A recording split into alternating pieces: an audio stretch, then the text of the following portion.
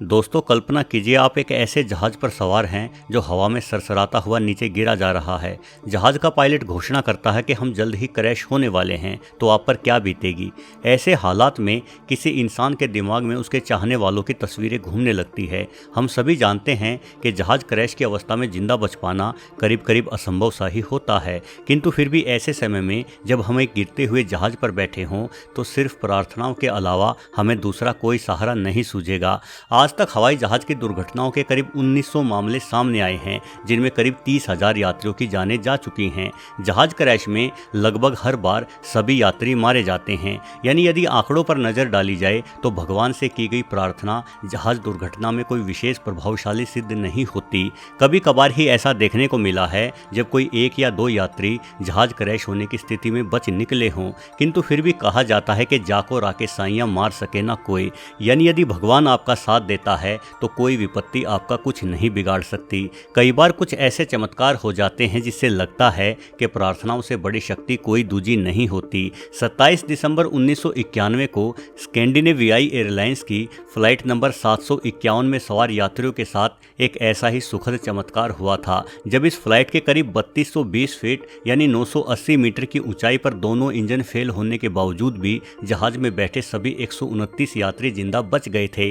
हवाई यात्रा के इतिहास में इतनी खतरनाक दुर्घटना झेल कर भी हवाई जहाज में सवार सभी लोगों का जिंदा बचना सच में बहुत बड़ा चमत्कार ही था। तो चलिए इस फ्लाइट की उड़ान से लेकर क्रैश हो जाने की पूरी घटना को विस्तार से समझने की कोशिश करते हैं।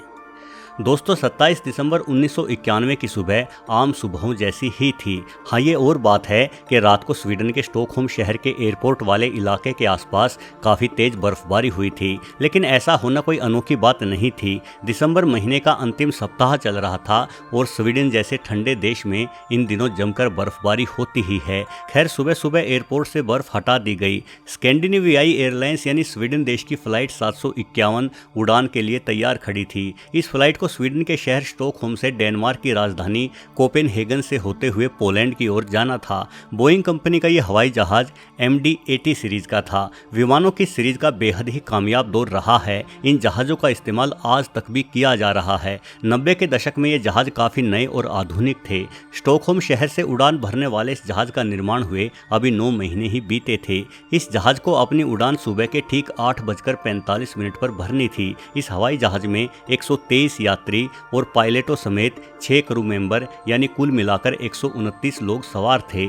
जहाज के पायलट डेनमार्क के रहने वाले 44 वर्षीय स्टीफन जे रेसुमेसेन थे, जिन्हें हवाई जहाज उड़ाने का 8000 घंटों का अनुभव था, और उनके साथ जूनियर पायलट उल्फ सिडरमार्क भी थे। 34 वर्षीय सिडरमार्क स्वीडन के निवासी हैं और उनके पास भी उस समय तक करीब 3000 घंटों की उड़ान का अनुभव था। यानी जहाज के दोनों ही पायलट कुशल एवं अनुभवी थे, लेकिन जरूरी नहीं कि जहाज क्रैश के जिम्मेदार केवल पायलट ही हों। कई बार गलतियां अन्य किसी विभाग से भी हो जाती हैं, वहीं कई बार परिस्थितियां ही खराब होती हैं। इस फ्लाइट नंबर 751 के मामले में भी कई परिस्थितियां एक साथ बिगड़ी।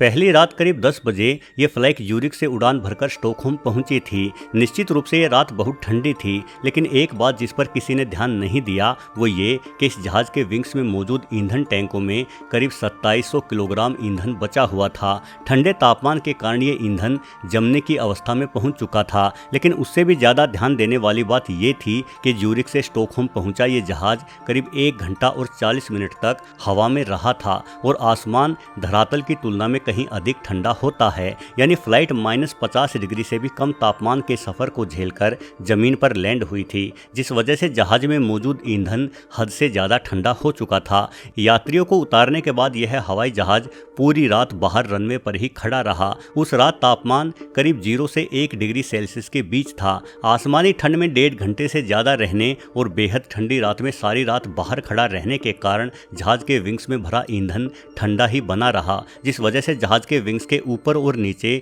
बर्फ की एक मोटी और कठोर परत जम चुकी थी। जब रात को मेंटेनेंस इंजीनियर जहाज को चेक करने के लिए आए तो उन्होंने जहाज के लैंडिंग गियर पर जमी हुई बर्फ को पाया। इंजीनियरों ने लैंडिंग गियर की बर्फ को साफ करने के बाद रात को 3 बजे तक जहाज के सभी इलेक्ट्रॉनिक यंत्रों की जांच की और जहाज को उड़ान के लिए सुरक्षित करार दे दिया गया। लेकिन सुबह की रोशनी में जहाज के पंखों के नीचे जमी हुई बर्फ दिखाई दे रही थी। जाहिर है ये बर्फ ठंडे हो चुके ईंधन के कारण जमी थी। आपने देखा होगा कि आसमान से गिरी बर्फ बेहद ही हल्की और फूली हुई होती है, जिसे आसानी से हटाया जा सकता है, किंतु ठंडी सतह पर हवा में मौजूद नमी से जमी बर्फ पत्थर की तरह कठोर हो जाती है। इस तरह से जमी हुई बर्फ को आप अपने फ्रिज में देख ही सकते हैं। जब इंजीनियरों ने जहाज के विंग्स के नीचे चिपकी कठोर बर्फ को देखा तो इस बर्फ को हटाने के लिए इंजीनियरों ने करीब 220 गैलन डी आइसिंग तरल की मदद ली और विंग्स के नीचे चिपकी बर्फ को साफ कर दिया गया ताकि इंजन में पर्याप्त मात्रा में हवा जा सके।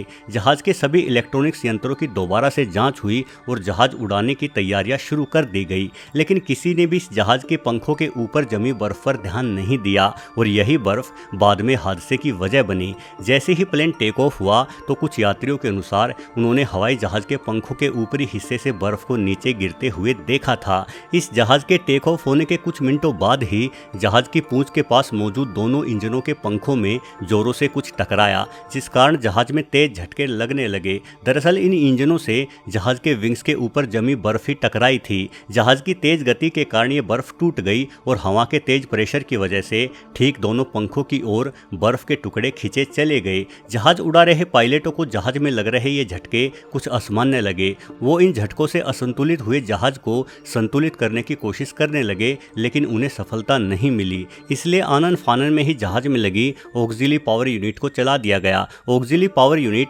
असल में हवाई जहाज की पूंछ पर लगा एक छोटा गैस टरबाइन इंजन होता है। इस छोटे गैस टरबाइन इंजन से किसी जहाज को उड़ाया तो नहीं जा सकता, परंतु नीचे गिरते किसी हवाई जहाज के संतुलन को कुछ समय तक नियंत्रित जरूर किया जा सकता है। लेकिन इस यूनिट को चलाने के बावजूद भी जहाज काफी हद तक बेकाबू ही रहा।